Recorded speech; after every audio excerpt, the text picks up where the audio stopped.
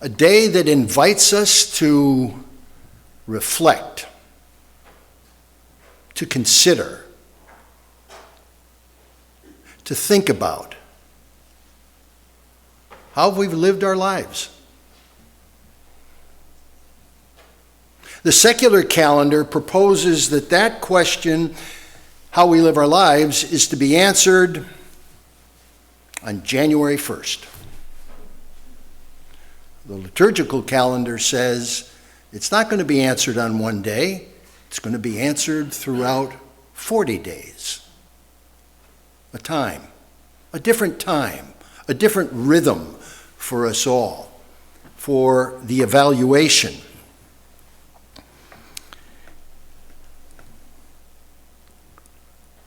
But what are we really going to do?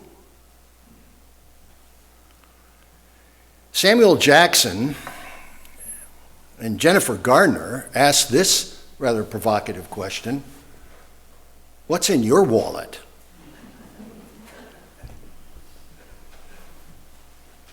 And that's a question that's applicable to Ash Wednesday. Not the wallet. Expand it just a bit. What's in your portfolio? This case or this folder that has snippets of experience that you've retained. It has moments that you reflect on and you think about again and wonder what really took place. Moments of high resolve, moments of mundane action, moments of conviction, moments of confusion, gain and loss. They're all in the portfolio.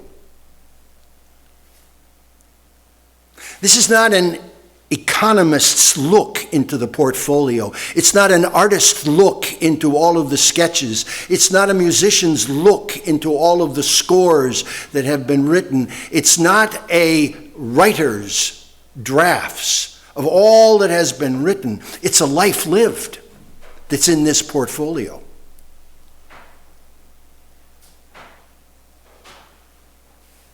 And on Wednesday, we're going to be invited to take a look. Take a look. Was it really that mundane? Or was there something else there? What was that conviction that just welled up within inside of me? What was the disappointment that got offset by the joy? Where did it happen? What are the gains and what are the losses that I've experienced?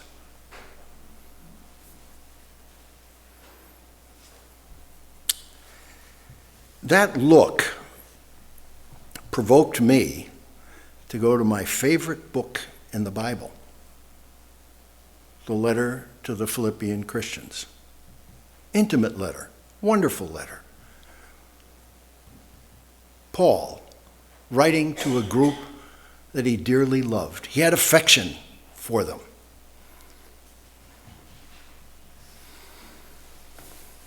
But Paul, in writing this letter, in the confinement of a cell, he's in prison in Rome.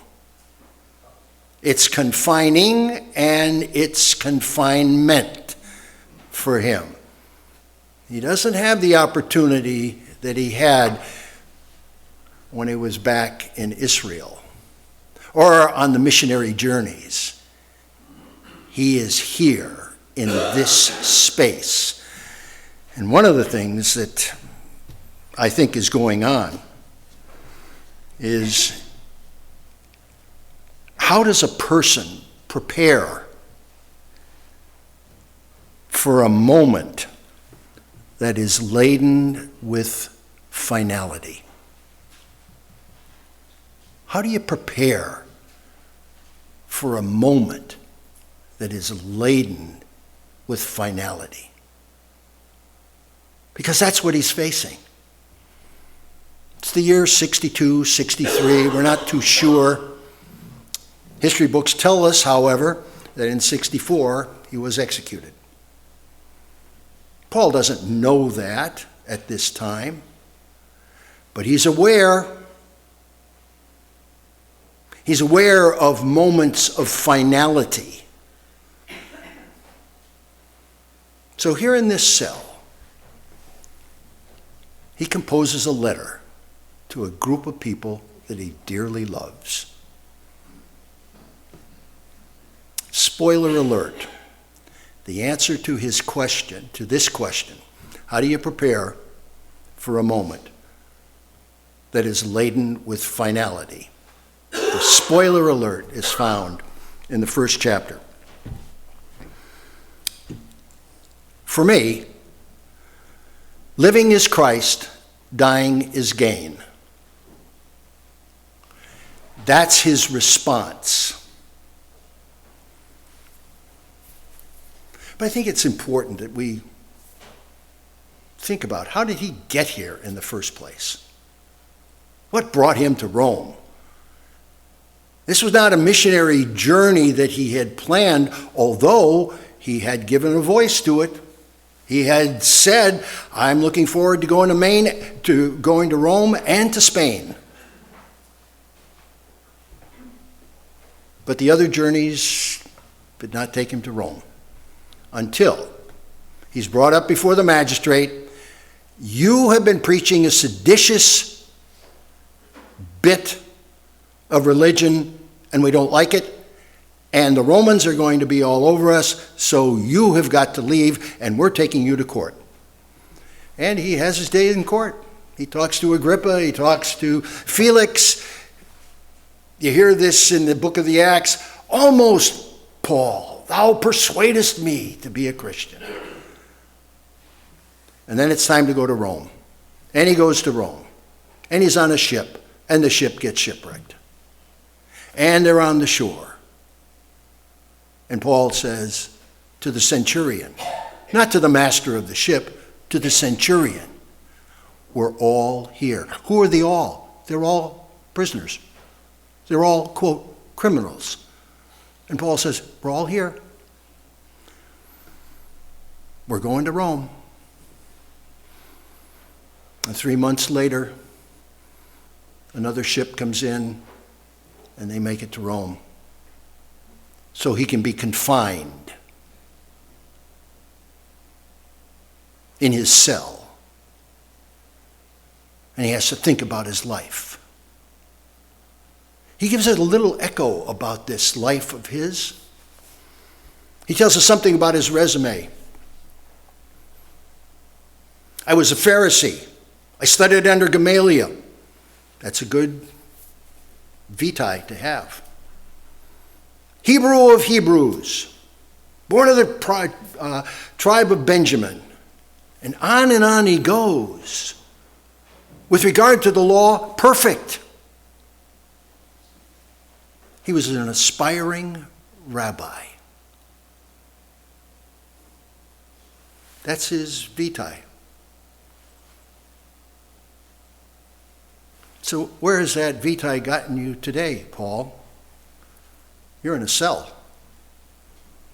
If you just kept quiet about this Christ, everything would be fine. But look, you had to talk. You had to engage. You had to share. And now what has that done to you? It's brought you to Rome. You're in a cell. And what's looming there is your death. It wasn't just, oh, we're going to put you in a cell because you've been a naughty boy. No, you are in a cell because you have violated something that is very important to those rabbis, to those Pharisees, to those Sadducees, which think that you have done something to unravel Israel. We don't like it, you're done. So much for the vitae. Nothing. Then Paul shares in the book of Corinthians another part of his vitae. He said, you think you had a tough time. I've been beaten 5 times, had stones thrown at me 3 times. I had to escape from a city twice, and I've been shipwrecked. You think you have a tough life? And then Paul concludes, not to worry. That is unconsequential. I read those words and I say, what do you mean it's unconsequential? You've been beat up 5 times? You've had stones thrown at you 3 times? You've been driven out of cities? You had to escape over a wall, shut down, let down in a basket? You say it's inconsequential? I think it's pretty good. And you made it through. You deserve an award. And Paul says, no. All of that I consider on the loss side of the ledger. It's not that important. What's important is Christ.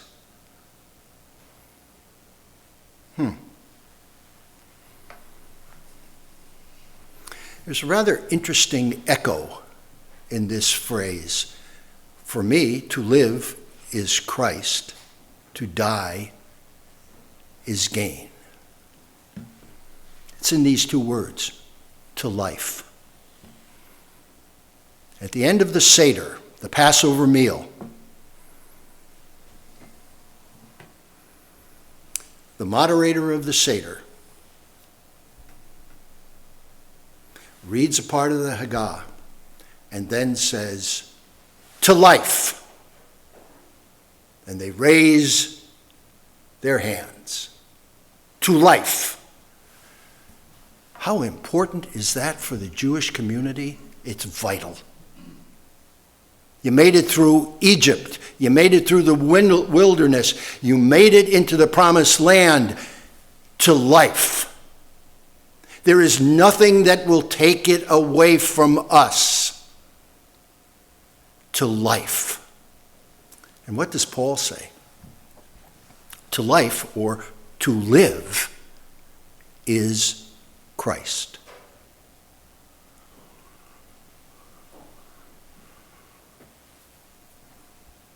St. Patrick has a prayer. Christ beside me, Christ above me, Christ under me, Christ around me. Christ. How am I going to live my life this way? He died on a cross. That wasn't the ending we were looking for. But for the Apostle Paul, he focused on that. I am crucified with Christ, yet nevertheless I live, yet the life that I live unto him. Paul began to see that his life had to have a cruciform dimension to it. It had to be a life lived vertically and horizontally in the shape of a cross. So then, in this prison, as he's having conversations with people, because the Roman prisons, they didn't feed the prisoners. You had to have friends that would come in and bring food, water. You could even have conversation. But the Romans would do none of that. So these friends, these Roman friends, these Christians brought him food. Sat down, talked with him. They listened as he told them about his life. that I might know him, the power of his resurrection, being made conformable unto him, even unto the death of the cross, he says to the Philippian Christians. But I imagine he said that to a lot of other people, that I might know him. That was his adventure. That was his movement in his whole life, that I might know him. And there are a few other things that Paul begins to share with this group, however many would show up, and the Praetorian Guard listening in. He gives a voice to that, and he says, you know, the Praetorian Guard, that was the elite. They were eavesdropping.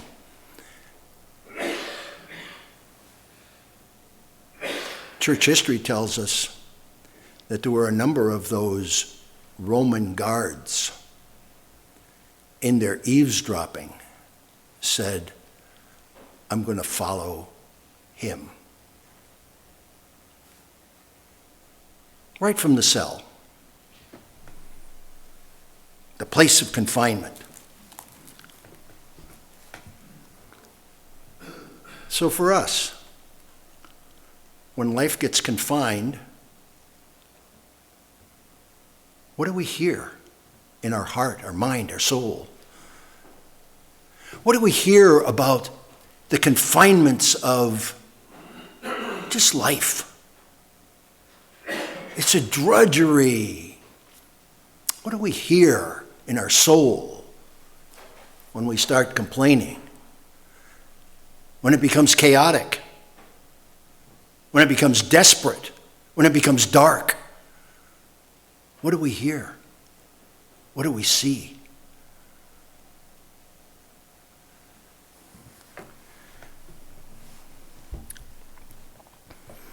The Apostle Paul says this, not that I've already obtained or am already perfect, but I press on to make it my own, because Christ Jesus has made me his own. What are you going to press on for, Paul? An escape route out of the prison? No. His mind, his heart, his soul is not limited to the confinement that is here.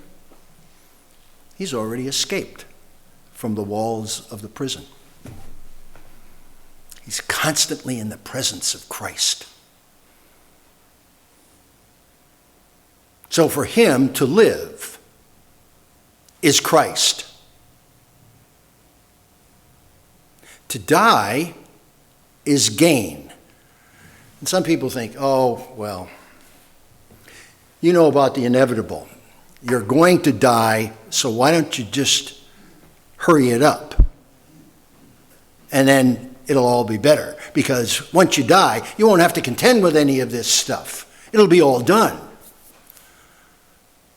And Paul says, no. That's not what I'm talking about. I'm not talking about an escape route through death. What I am talking about, and he uses a rather fascinating word, the word depart. It has two allusions in both the Greek and the Hebrew language. One allusion is to striking the tent and moving on. It's a military phrase. However, it gets tucked into the people of Israel as they were making their way towards the promised land. They had to strike the tent to go over the Jordan River to enter the promised land. That's what the word depart has an allusion to. The other is, it's a term that comes out of the seafarer's language. To depart is to weigh anchor, to release the ship from its mooring so that it can sail on. The Apostle Paul says, it's gain to depart, because then I will be able to be in the full area of my mind, my heart, my soul, when I can see Jesus face to face. Now, is that going to happen through death? He allows it. It definitely is. But he also allows that by getting underway, releasing the mooring, I will be able to see Jesus face to face. And that will make all the difference in my life. Now, it's interesting. On the road to Damascus, his conversion experience, he's groveling on the ground. Lord, Lord, what do you want? The only thing is he can't see. He can only hear. He's blind, temporarily blind for 3 days. It's not until Ananias comes and says, receive your sight, that Paul sees. Here he's saying to see Jesus face to face. For me, to live is Christ. To die is to depart or to be more in the presence of Christ face to face. So how does that compute with us in the 21st century? We have a lot of stuff in our wallets and in our portfolios that give us the desire to do great things. But Paul is tightening up the conversation in his use throughout the Philippian letter and in the Corinthian letter and in the Galatian letter. He's tightening up the phrase along the spectrum of gain and loss.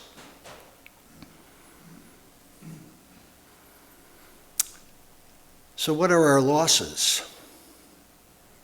What have we gained? That's a timeless question. And when a loss has taken place, what's our response? When a gain occurs, what's our response? For me to live is Christ, to die is gain.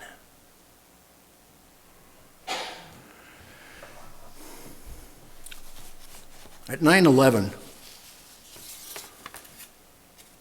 the turbulence, the chaos was overwhelming. Thousands of families went from gain to loss. The whole economic structure of the towers went from gain to loss. The rubble that was in the street depicted the movement from gain to loss. Nobody anticipated that. So this question that is out there that Paul really is wrestling with, how do you prepare for that moment that is laden with finality, is not just some esoteric question that's up there in space. It's something that's very relevant to us today.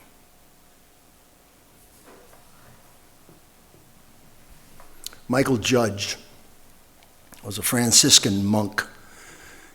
He was the chaplain to the New York Fire Department on the day of the collapse of the North Tower. He and the chief had gone into that atrium area, and that's where some of the firefighters had been brought that had been injured. And Chaplain Judge was there ministering to them. We're talking about gain and loss now that is very real. There's debris falling all over. There's chaos. There are firefighters going up the stairs. There are people coming down the stairs. There are people that are screaming. And Michael Judge is doing what he has done all of his priesthood, ministering to those who are in a very difficult place.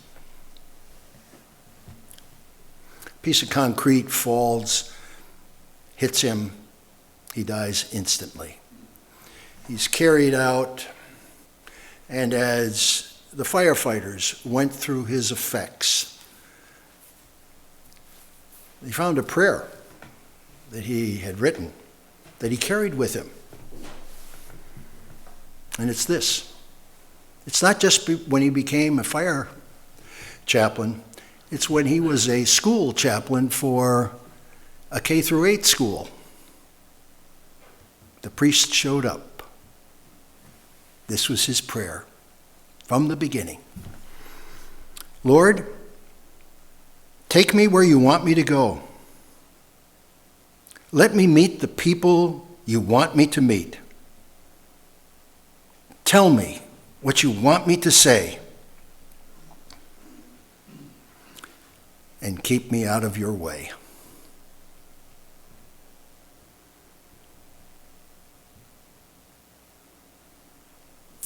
How do you prepare for a day that is laden with finality?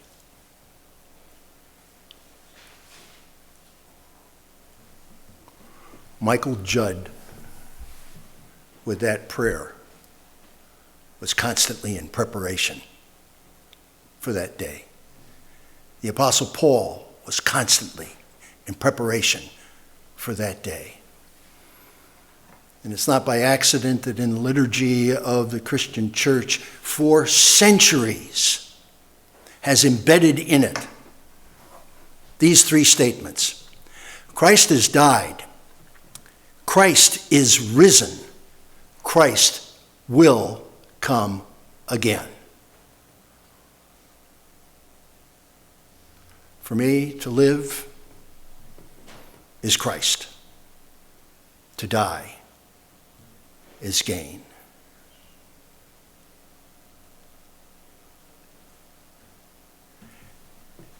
As you take a look in your portfolio this Ash Wednesday and these 40th days, what do you think you'll find there? I invite you to put that question in there and think about it. I invite you to put Michael Judd's prayer in there. And I invite you to put the Apostle Paul's statement. For me, to live is Christ. To die is gain.